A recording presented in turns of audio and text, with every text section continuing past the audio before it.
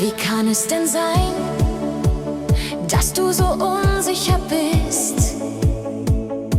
Ist denn der Empfang zwischen uns gestört?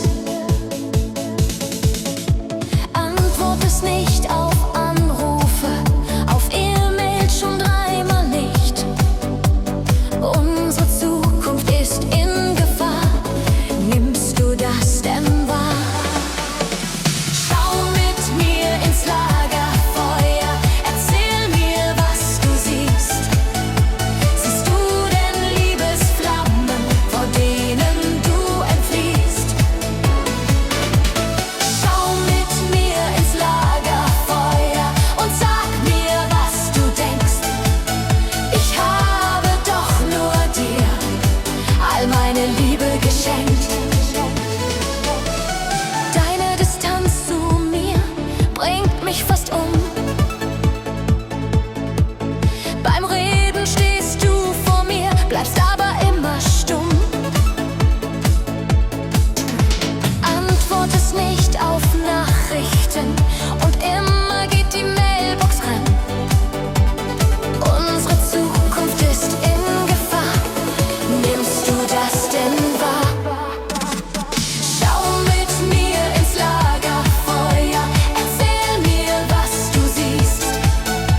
Siehst du denn Liebesflammen, vor denen du entfliehst?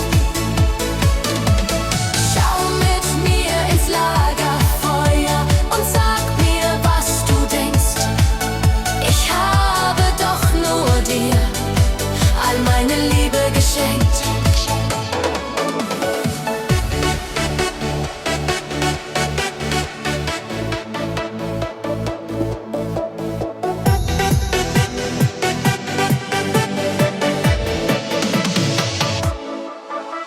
Schau mit mir ins Lagerfeuer, erzähl mir, was du siehst.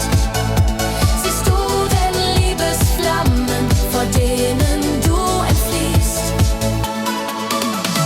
Schau mit mir ins Lagerfeuer und sag mir, was du denkst.